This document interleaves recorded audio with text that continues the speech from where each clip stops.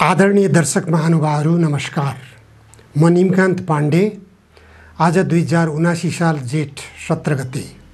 इतिहासमा कुनै खास कालखण्डमा यसरी देखा पर्ने गर्जन र ती पात्रहरूले जनताको अगाडि निर्वाचनको बेलामा गरेका प्रतिबद्धता र कमिटमेन्टहरू सहित अडिराख्न सक्ने हुन्छ या हुँदैन, किनकि यस्ता पात्रहरूलाई घेराबन्दी गर्ने विभिन्न शक्ति केन्द्रहरू, विभिन्न विचार प्रवृत्तिहरू,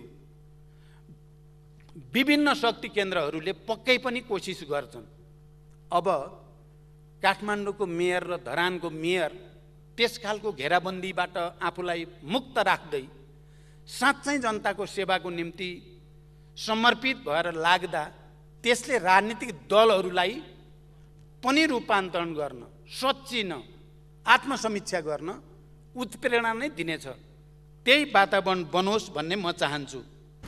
भर्खरै यहाँहरूले सुन्नुभएको रेकर्ड कमरेड प्रचण्डले संसदको रोस्ट्रममा उभिएर बोल्नुभएको रेकर्ड हो।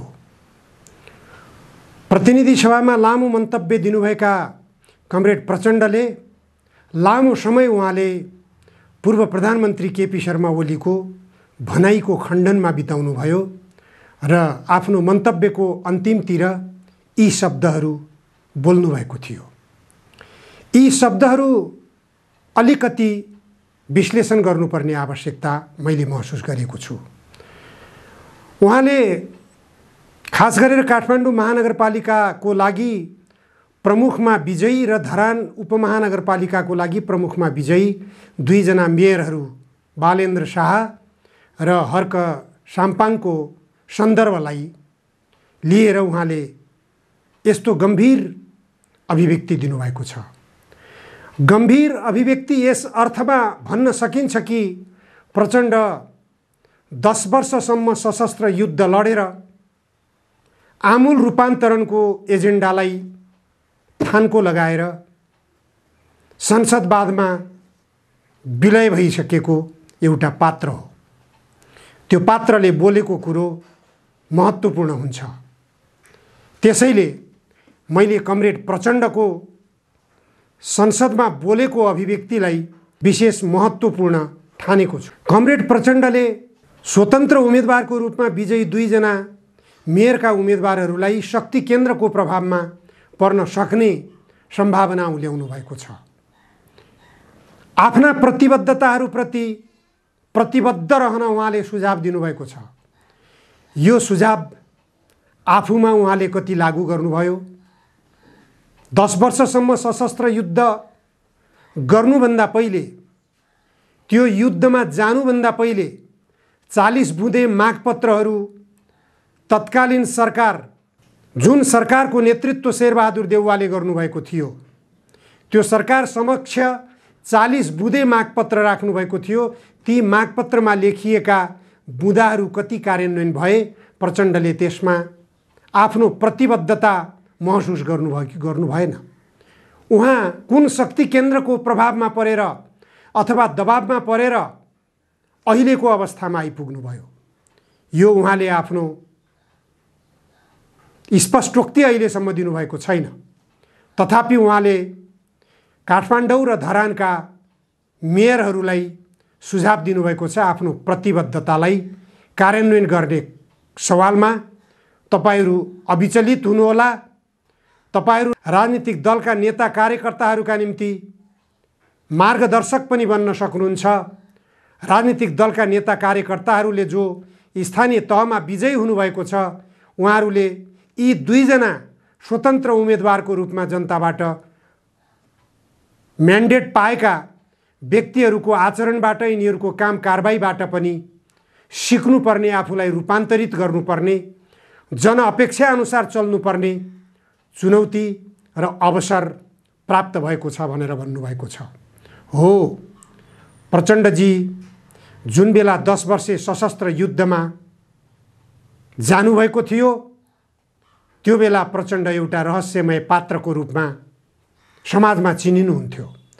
तथापि उहाँलाई स्पष्ट रूपमा चिन्नेहरूले म जस्ताले रहस्यमय पात्रको रूपमा चिनेका थिएनौँ। स्वाभाविक एउटा रूपान्तरणकारी नेताको रूपमा नेपाली समाजलाई आमूल रूपान्तरण गर्न प्रतिबद्ध रहेको एउटा क्रान्तिकारी नेताको रूपमा चिनेको अवस्था थियो। तर प्रचण्डले त्यो सबैको विश्वासलाई विश्वासघात अथवा अविश्वसनीय बनाइदिनु भएको छ। प्रचण्ड रहस्यमय पात्र नै हो भन्ने प्रचण्डलाई पहिले नबुझ्नेहरूको बुझाइलाई पुष्टि गर्नुभएको छ। यस अर्थमा कि प्रचण्डले आफ्ना प्रतिबद्धताहरू सबै त्याग गरिसक्नु भएको छ। उहाँ कुन शक्ति केन्द्रको प्रभावमा पर्नुभयो यो उहाँसँग प्रश्न गर्नुपर्ने हुन्छ।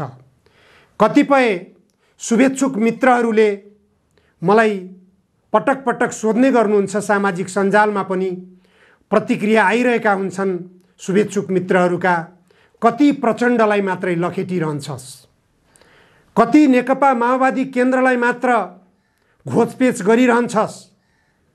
यस्ता खालका प्रश्नहरू मलाई धेरै मित्रहरूले गर्ने गर्नुहुन्छ। मैले उहाँहरूलाई के जवाब दिन चाहन्छु भने, के गरौँ त, शेरबहादुरलाई भन्ने के हैसियत छ मेरो? शेरबहादुरसँग मैले अपेक्षा गरेको पनि होइन, उनलाई भन्ने पनि कुनै ठाउँ छैन। केपी ओली र माधव कुमार नेपालसँग जुन बेला महाकाली सन्धिमा उनीहरू लम्पसार परेका थिए त्यही बेलादेखि मैले सम्बन्ध विच्छेद गरेको हुँ। उहाँहरूलाई पनि मैले भन्ने ठाउँ छैन। केपी ओली र माधव नेपाललाई मैले के भन्ने कसलाई त भनेपछि जोसँग केही आशा गरिएको थियो, जोसँग केही विश्वास गरिएको थियो, जसले केही गर्छ भन्ने भरोसा लागेको थियो, त्यही व्यक्तिले नगर्नुपर्ने चिज गर्छ, त्यसलाई नभनेर के गर्ने, भन्नै पर्ने बाध्यता हुन्छ। जुन व्यक्तिलाई यो देशको नेता बनाउनको निम्ति आफ्नो तर्फबाट पनि केही योगदान गरियो, केही सहयोग पुर्याइयो, निश्चित रूपमा नेपालको कम्युनिस्ट आन्दोलनमा केही इँटा थपेको जिम्मेवारी बोधका हैसियतबाट पनि कम्युनिस्ट आन्दोलनको शीर्ष नेतृत्वमा पुगिसकेको प्रचण्ड जस्तो व्यक्तित्व किन बिग्रियो, कुन शक्ति केन्द्रको प्रभावमा पर्यो? मैले कमरेड प्रचण्डले आज काठमाडौँ र धरानका मेयरमा विजयी भएका बालेन्द्र शाह र हर्क साम्पाङको सन्दर्भमा उठाउनु भएका प्रश्नहरू उहाँमाथि उठाउँदा कुनै आपत्ति नहुनुपर्ने हो। उहाँ कुन शक्ति केन्द्रको प्रभावमा पर्नुभयो? हुन त प्रचण्ड स्वयंले पटक पटक भन्नुभएको छ, म 7 पटकसम्म लुकी छिपिकन भारतीय दूतावासमा पुगेको थिएँ, 8औं पटकमा पत्रकारहरूको एम्बुसमा परेँ भनेर भन्नुभएको थियो। उहाँलाई अमेरिकाबाटै टेलिफोनबाट मन्त्रीले धम्काएको सन्दर्भ पनि उहाँले सार्वजनिक गरिसक्नु भएको छ। यिनै हुन् शक्ति केन्द्रका दबाब र प्रभावहरू। प्रचण्डले यदि आफू शक्ति केन्द्रको दबाबमा, शक्ति केन्द्रको प्रभावमा परेर आफ्ना राजनीतिक एजेन्डाहरू, आफूले जनतासँग गरेका प्रतिबद्धताहरू बिर्सिएर गलत बाटोमा हिँड्नु परेको पीडा व्यक्त गर्न खोज्नु भएको हो भने यो यथार्थ बोल्दै हुनुहुन्छ प्रचण्ड। र त्यो यथार्थ काठमाडौँ र धरानका मेयरहरूलाई पनि भोग्नुपर्ने बाध्यताको दिन आउनेछ भनेर सङ्केत गर्नुभएको हुन सक्दछ।